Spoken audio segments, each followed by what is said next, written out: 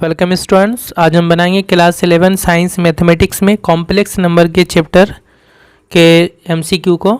इससे पहले वीडियो में मैंने कॉम्प्लेक्स नंबर की कुछ प्रॉपर्टीज़ के बारे में बताया था और मॉडुलस जो है उसका कुछ मैंने प्रॉपर्टीज़ बताया था। उसका जो वीडियो है उसका लिंक मैं नीचे डिस्क्रिप्शन में दे दूँगा, वहाँ से आप देख सकते हैं। तो आज हम एमसीक्यू सॉल्व करेंगे। पहला एमसीक्यू है, if conjugate of z equals to -3 + 5i then z equals to, यानी ये जो है कॉम्प्लेक्स नंबर z बार दिया हुआ है, ये उसका कॉन्जुगेट है, z का कॉन्जुगेट है z बार। तो फिर जो एक्चुअल कॉम्प्लेक्स नंबर z वो कितना होगा। तो हमें पता है कॉन्जुगेट में क्या होता है, जो उसका कॉम्प्लेक्स नंबर का जो इमेजिनरी पार्ट है उसका साइन चेंज रहता है कॉन्जुगेट में। तो फिर एक्चुअल कॉम्प्लेक्स नंबर में भी उसका साइन चेंज होगा। ये जो +5i है इसका बस हमें साइन चेंज करना है तो हमें एक्चुअल कॉम्प्लेक्स नंबर मिल जाएगा। तो इसका आंसर होगा क्या, -3 - 5i होगा। ठीक है, जस्ट जो इमेजिनरी पार्ट होता है इसका अगर हम साइन चेंज कर देते हैं तो हमें उसका कॉन्जुगेट मिल जाता है, या फिर अगर कॉन्जुगेट दिया है तो हमें एक्चुअल कॉम्प्लेक्स नंबर मिल जाता है। तो इसका ऑप्शन होगा A. Number 2, if z equals to this then z bar equals to, यानी ये कॉम्प्लेक्स नंबर दे रखा है और हमें z बार यानी इसका कॉन्जुगेट निकालना है। तो कॉन्जुगेट में हम क्या करेंगे, बस हमें साइन चेंज करना पड़ेगा ये इमेजिनरी पार्ट का। यहाँ पे देखिए, जैसे यहाँ पे आयोटा था, यहाँ पे आयोटा नहीं है बल्कि रूट के अंदर -5 है। तो -5 है तो इस तरह हम लिख सकते हैं -1 × 5, और -1 का जो रूट है वो आयोटा हो जाएगा, तो √5 × आयोटा होगा। ठीक है, तो उस तरह से भी लिखा हो सकता है कॉम्प्लेक्स नंबर, या आयोटा के साथ भी हो सकता है। तो बस हमें क्या करना है, इसका साइन चेंज कर देना है। तो साइन चेंज करेंगे तो फिर जो इसका कॉन्जुगेट होगा वो हो जाएगा यहाँ पे, यहाँ प्लस हो जाएगा, यानी -2 + √/-5 होगा। यानी जो ऑप्शन होगा वो होगा सी, ऑप्शन ए होगा। ठीक है, -2 + √-5। ठीक है, नंबर 3 है, विच वन इज़ ट्रू, इनमें से कौन सा ट्रू है। ये काउंसिल का सैम्पल पेपर में आया था क्वेश्चन 2013 में। तो इसमें दिया हुआ है कि ये कॉम्प्लेक्स नंबर ग्रेटर देन ये कॉम्प्लेक्स नंबर है। इसी तरह से सभी जगह आप देख सकते हैं। तो एक बात याद रखें, कॉम्प्लेक्स नंबर को हम लोग कंपेयर नहीं कर सकते कि कौन सा कॉम्प्लेक्स नंबर छोटा कौन सा बड़ा है। कॉम्प्लेक्स नंबर को कंपेयर नहीं किया जा सकता है। इस तरह देखिए कि 2 1 से बड़ा है, 3 4 से, इस तरह से कॉम्प्लेक्स नंबर को कंपेयर नहीं किया जाता है। तो यहाँ पे इसका जो सही ऑप्शन होगा वो होगा डी, नॉन ऑफ दीज, इनमें से कोई सही नहीं बल्कि डी होगा। ठीक है, क्योंकि कॉम्प्लेक्स नंबर को हम इस तरह छोटा बड़ा हम नहीं दिखा सकते। नेक्स्ट नंबर 4 है, the modulus of the complex number this is, इस कॉम्प्लेक्स नंबर का मॉडुलस कितना होगा, यानी मॉड वैल्यू क्या होगा। तो इसको हम पहले आयोटा के फॉर्म में लिख ले या फिर इस तरह से भी बना सकते हैं। तो देख लेंगे किस तरह होगा। तो ये z है, ये दिया हुआ है z, तो इसको हम लिख लेंगे -1 × 8, और -1 का रूट यानी आयोटा हो जाएगा और √8 हो जाएगा। तो अब इसका हमें मॉडुलस वैल्यू निकालना है। इसको हमने z मान लिया, तो मॉड z होगा, क्या होता है हमें पता है, ये हो गया x और ये हो जाएगा y।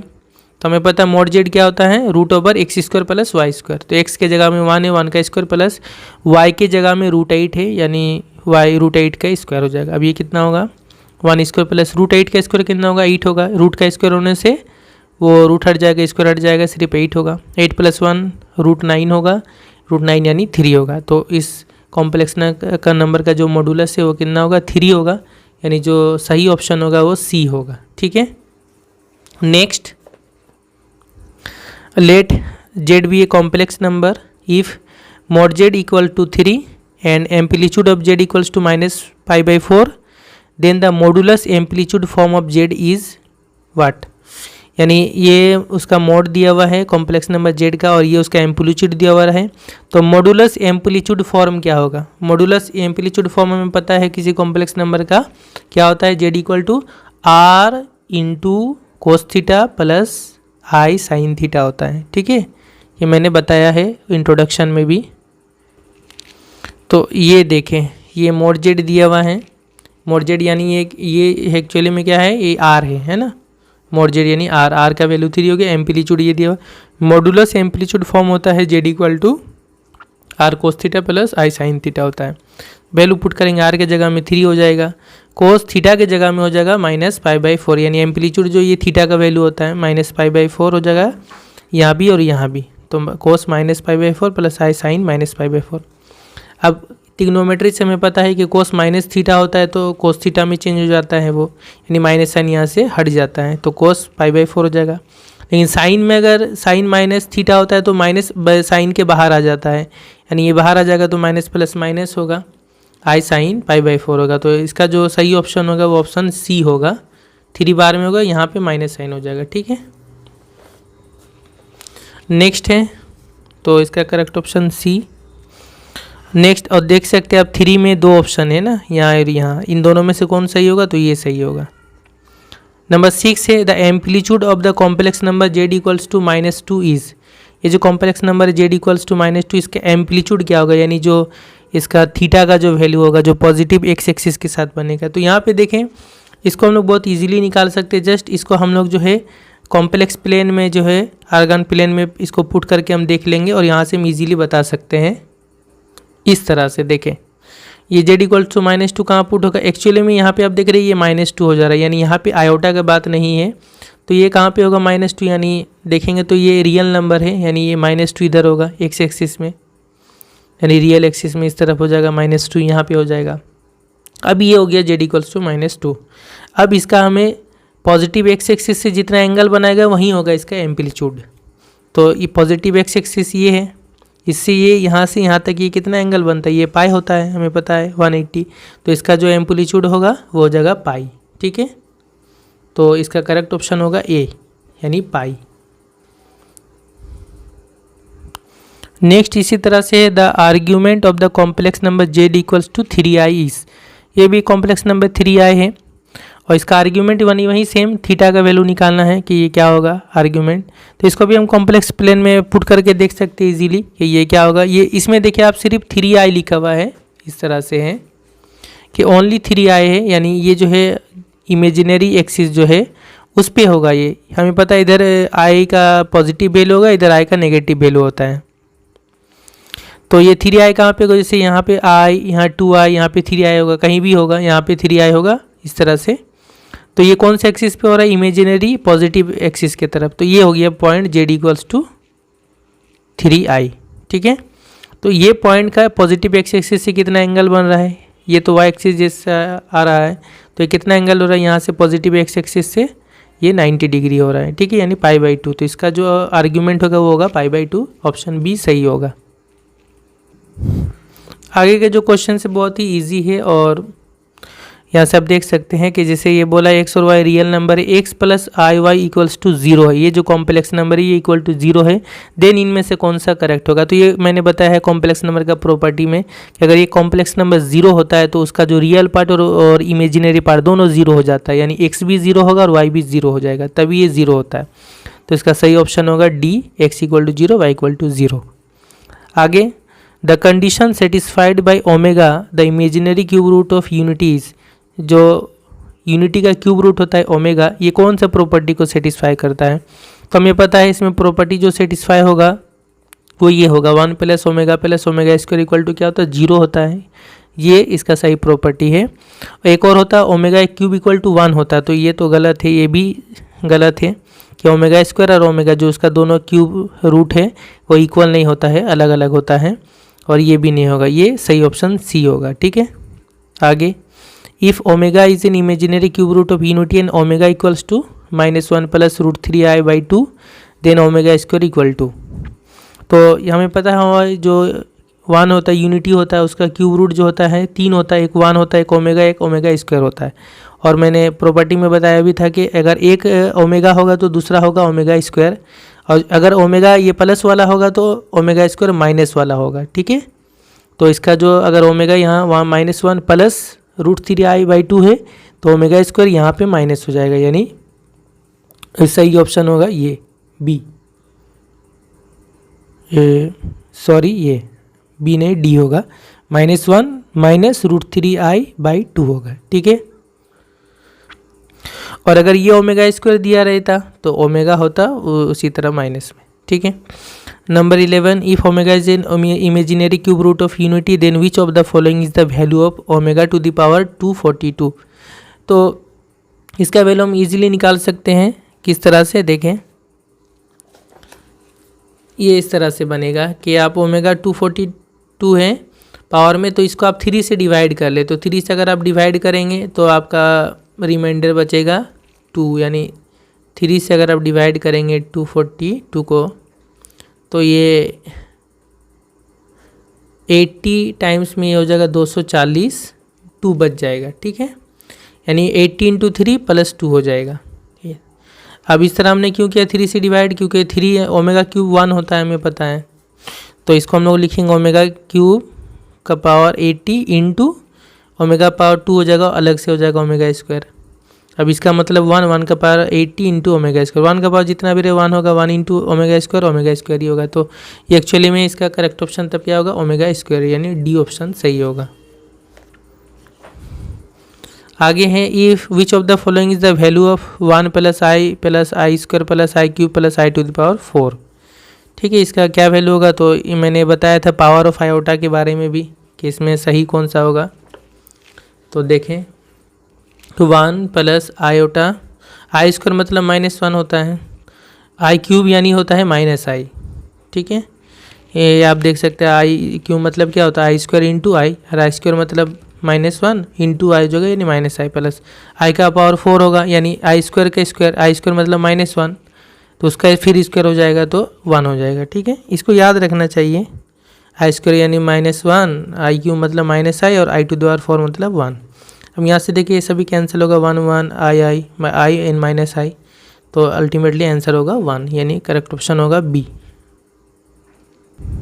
Next, given a + ib c + id is purely real quantity then which of the following conditions is true। कहा जा रहा है इन दोनों का जो प्रोडक्ट है, इसका इंटू जो है ये प्योरली रियल क्वांटिटी होगा, यानी रियल नंबर होगा। ठीक है, तो ये अगर इनका इंटू करके रियल नंबर होगा तो इनमें से कौन सा ट्रू होगा। तो देखिए हम पहले इनका मल्टीप्लाई करेंगे, मल्टीप्लाई करके देखिए क्या होगा। और दो कॉम्प्लेक्स नंबर को मल्टीप्लाई करना शॉर्ट में आना भी चाहिए। जैसे ये हम मल्टीप्लाई कर लेंगे तो पहले रियल पार्ट लिखेंगे, a × c, a और c रियल है, a × c हो जाएगा, और उसके बाद इन दोनों को मल्टीप्लाई कर लेंगे पहले। ठीक है, क्यों, क्योंकि b × d होगा और i × i² हो जाएगा, यानी -1 होगा तो -bd हो जाएगा। ये हो जाएगा फर्स्ट में लिखेंगे, प्लस जब इससे इसको मल्टीप्लाई करेंगे i होगा, और इससे इसको मल्टीप्लाई करेंगे तो इसमें भी i रहेगा, वो i कॉमन ले लेंगे तो एक हो जाएगा यहाँ पे BC, और ये एक हो जाएगा, इससे इसको मल्टीप्लाई करेंगे AD, इस तरह से। ठीक है, अब क्या कहा गया कि ये जो मल्टीप्लाई की, यानी ये जो आया ये प्योरली रियल नंबर है। Since it is purely real, तो अगर ये प्योरली रियल है तो इसका जो है ये इमेजिनरी पार्ट है, आयोटा वाला पार्ट, ये तब क्या होगा, 0 होना चाहिए, क्योंकि प्योरली रियल का मतलब क्या है, जिसमें इमेजिनरी पार्ट नहीं होता है। तो यानी i वाला जो पार्ट होगा ये 0 होगा, मतलब ये वाला जो है ये 0 होना चाहिए। BC + AD = 0 होगा, मतलब इसका करेक्ट ऑप्शन होगा D। ठीक है, BC + AD 0 होगा, BC + AD = 0। नेक्स्ट है, given a + ib × x - iy is purely imaginary you entity. अगर इनका प्रोडक्ट एक प्योरली इमेजिनरी होगा, यानी रियल पार्ट उसका 0 हो जाएगा, देन इनमें से कौन सा कंडीशन ट्रू होगा। तो इसको भी हम इसी तरह मल्टीप्लाई करके देखेंगे क्या होता है। तो ये मल्टीप्लाई किया हमने, a × x हो जाएगा, और ये दोनों मल्टीप्लाई करेंगे तो यहाँ b × y होगा, और i × i² होगा, यानी -1, और ये प्लस माइनस माइनस, इसका माइनस और i² का जो माइनस वो प्लस हो जाएगा, b × y होगा प्लस i × इससे पहले इसको मल्टीप्लाई होगा उसमें माइनस होगा, और इससे इसका मल्टीप्लाई होगा उसमें माइनस होगा, उसमें i होगा, तो i कॉमन जब लेंगे तो bx हो जाएगा -ay हो जाएगा। ठीक है, अब पूरा मल्टीप्लाई करके आप बाद में कॉमन लेके भी देख सकते हैं, इतना ही होगा। अब since it is purely imaginary है, प्योरली इमेजिनरी मतलब इसका जो रियल पार्ट है ये 0 होगा, सिर्फ ये इमेजिनरी पार्ट रहेगा, तो ये 0 होगा, यानी ax + by = 0 होगा, यानी इसका करेक्ट ऑप्शन होगा A। ठीक है, तो करेक्ट ऑप्शन होगा A, ax + by = 0। Number 15, which of the following is the value of amplitude of the complex number z = 1। जब z इक्वल टू 1 होगा तो उसका एम्पलीट्यूड क्या होगा, थीटा का वैल्यू क्या होगा। तो बिल्कुल ईजी है, z इक्वल टू 1 कहाँ पे होगा, देखें ये हो गया, यानी तो 1 है तो ये तो रियल नंबर हो गया ना, तो 1 हो गया, यानी ये पॉजिटिव एक्स एक्सिस में यहाँ पे होगा 1, कहीं भी होगा 1 होगा, 1 होगा। तो इस पॉइंट का इसी एक्सिस के साथ यानी पॉजिटिव एक्स एक्सिस के साथ कितना एंगल बनेगा, ये इसी लाइन पे, तो फिर एंगल 0 बनेगा, तो एम्पलीट्यूड कितना हो जाएगा, 0 होगा। ठीक है, तो करेक्ट ऑप्शन होगा ए। नेक्स्ट है विच of the following is the value of the modulus of the complex quantity this. इसका मोड का वैल्यू निकालना, मॉडुलस। तो ये देखें बटा में है ना, फ्रैक्शन में, तो इसका मोड का हम कैसे निकालेंगे, देखें ये मोड का प्रॉपर्टी है कि अगर ऐसे बटा रहेगा उसका अगर मोड निकालना है, यानी ऊपर वाला कॉम्प्लेक्स नंबर का मोड बाई नीचे वाले कॉम्प्लेक्स नंबर का मोड, ये जो प्रॉपर्टी है कि Z1 बाई Z2 का अगर हम मोड निकालना है तो क्या होता है प्रॉपर्टी में, ऊपर Z1 का मोड बाई नीचे Z2 का मोड, ये प्रॉपर्टी। तो इसका अलग मोड निकालेंगे, इसका अलग मोड निकालेंगे। अब इसका मोड क्या होगा, √ x² प्लस y², x मतलब 1 और y मतलब -1 होगा यहाँ, है ना, -1 का होल स्क्वायर, नीचे √ x मतलब हो गया √5 इसका स्क्वायर प्लस y हो गया कितना, -√3 का होल स्क्वायर। अब ये कितना होगा, 1 होगा, यहाँ भी 1 ही हो जाएगा, 1 + 1 √2 हो जाएगा, नीचे √5 का स्क्वायर 5 होगा, √3 का स्क्वायर 3 होगा, माइनस के प्लस हो जाएगा, तो 5 + 3 √8 हो जाएगा। √8 को हम कैसे लिख सकते हैं, 2√2 और यहाँ √2 कैंसिल होगा, 1/2 होगा, यानी करेक्ट ऑप्शन होगा C. Number 17 which of the following statement is true, इसमें से कौन सा ट्रू है। पहला है if z is purely imaginary number then z - z bar equal to 0। तो देखिए जब z प्योरली इमेजिनरी नंबर होता है तो z plus z bar equal to 0 होता है, ये मैंने जो ये होता है कॉन्जुगेट का प्रॉपर्टी में बताया भी है। और z प्योरली रियल नंबर है when z plus z bar equal to 0, ये भी गलत है क्योंकि जब प्योरली रियल नंबर होगा तो z - z bar equal to 0 होगा। एक्चुअली में ये दोनों आगे पीछे लिख दिया है, प्योरली इमेजिनरी के लिए ये होता है और प्योरली रियल के लिए ये होता है। ठीक है, अब आगे पीछे लिख दिया है तो फिर मतलब इसके लिए लिखा, इसके लिए लिखा, मतलब दोनों ही फॉल्स हैं। आगे हैं if the real part of a complex number can not exceed it's modulus, यानी कोई भी अगर कॉम्प्लेक्स नंबर अगर हम लेते हैं तो उसका जो रियल पार्ट होता है यानी x जो होता है x, वो उसके मॉडुलस से कभी ज़्यादा नहीं हो सकता है, एक्सीड नहीं कर सकता। ये सही बात है, ये ट्रू है, तो यही वाला ऑप्शन सही होगा। मैं एक एग्जांपल से भी समझा दूंगा। आगे है if the sum of two complex quantities Z1 and Z2 is real then Z1 and Z2 are conjugate of each other. कहा जा रहा है अगर दो कॉम्प्लेक्स नंबर है और अगर उनको सम, उनका जोड़ अगर एक रियल नंबर है तो फिर वो दोनों एक दूसरे के कॉन्जुगेट होंगे। तो देखिए कॉन्जुगेट आपने क्लास 10 में भी पढ़ा होगा, कॉन्जुगेट सर्ड के बारे में पढ़ा है। यह सेम चीज़ है कि कॉन्जुगेट यहाँ पे कॉम्प्लेक्स नंबर के लिए हो रहा है। तो कॉन्जुगेट में क्या होता है कि दो कॉम्प्लेक्स नंबर अगर है, अगर उनका सम एक रियल नंबर होता है, उसके साथ साथ उसका अगर इनटू यानी प्रोडक्ट भी अगर रियल नंबर होता है तब वो एक दूसरे के कॉन्जुगेट होता है। सिर्फ सम रियल नंबर होने से कॉन्जुगेट नहीं होता है, बल्कि उसका इनटू करने से भी वो रियल नंबर होता है। दोनों कंडीशन होता है तभी एक दूसरे को हम लोग बोलते हैं कॉन्जुगेट। तो यहाँ पर ये भी फॉल्स हो जाएगा, तो सही ऑप्शन होगा सी वाला। हम थोड़ा सा मैं दिखा दूँ कैसे होता है कि मान लीजिए कि ये एक कॉम्प्लेक्स नंबर है zx + iy, तो इसका मोड कितना होगा, √x² + y² होगा। और √x² + y² हमेशा ग्रेटर इक्वल टू x होता है। क्यों, अगर मान लीजिए आप y की जगह 0 पुट कर देते हैं तो 0 पुट कर देंगे तो ये हट जाएगा, तो x² का रूट होगा यानी कितना हो जाएगा, x हो जाएगा, तब x के साथ इक्वल होगा। और उसके अलावा अगर आप y की जगह 0 के अलावा कुछ भी पुट करेंगे तो x² प्लस उसमें ऐड हो जाएगा, तो फिर इसका वैल्यू बढ़ गया, तो फिर जो रूट करेंगे तो भी जो है वो x से ज़्यादा ही होगा, यानी इक्वल उसी वक्त होगा जब y 0 होगा। इसके अलावा अगर y कुछ 0 ना हो यानी कुछ दूसरा हो तो वो हमेशा जो मॉडुलस का वैल्यू हमेशा x से ज़्यादा ही होगा, यानी मॉड का वैल्यू हमेशा जो है रियल पार्ट से ज़्यादा होगा। यानी उसको अगर हम दूसरे तरह से बोले तो x जो है रियल पार्ट का वैल्यू हमेशा मॉड वैल्यू से हमेशा छोटा होता है, यानी x हमेशा तो √x² + y² से छोटा ही होगा। तो ये हमेशा छोटा होता है। ठीक है, तो ये इसका करेक्ट ऑप्शन होगा सी। एंड लास्ट जो क्वेश्चन है, क्वेश्चन नंबर 18 है, वो है if Z1 and Z2 are conjugate complex number. अगर Z1 and Z2 conjugate complex number है then Z1 plus Z2 will be, तो फिर उनका जो सम है वो क्या होगा, तो उनका सम हमेशा रियल नंबर होगा, क्योंकि कॉन्जुगेट है तो सम हमेशा रियल होगा, प्रोडक्ट हमेशा रियल होगा। ठीक है, तो ये इसका करेक्ट ऑप्शन होगा ए, रियल। और उसको मैं चाहता हूँ कि एग्जाम्पल से भी समझा दूंगा। जैसे देखिए, मान लीजिए Z1 एक complex number x plus i Y, तो इसका जो कॉन्जुगेट मान लीजिए Z2 इसका कॉन्जुगेट है, तो क्या होगा, यहाँ प्लस की जगह माइनस हो जाएगा। तो अब अगर इनका सम लेंगे तो क्या होगा, इनका सम होगा, इनका सम होने से ये वाला प्लस आई वाई और माइनस वाई वाई कैंसिल हो जाएगा, तो ये x प्लस एक्स 2x हो जाएगा। और x क्या है, रियल है, तो 2x भी रियल होगा, तो हमेशा क्या होगा, उनका सम एक रियल नंबर होगा। ठीक है, तो ये हमारा MCQ कंप्लीट हो गया। नेक्स्ट वीडियो में मैं जो शॉर्ट क्वेश्चन है 2 मार्क्स का वो सॉल्व करूँगा, और जो कुछ मैंने अभी सॉल्व किया है ये इसका PDF नोट्स मैं डिस्क्रिप्शन में दे दूँगा, वहाँ से आप इसको डाउनलोड करके भी रख सकते हैं। Thank you very much for watching my videos and share to your friends.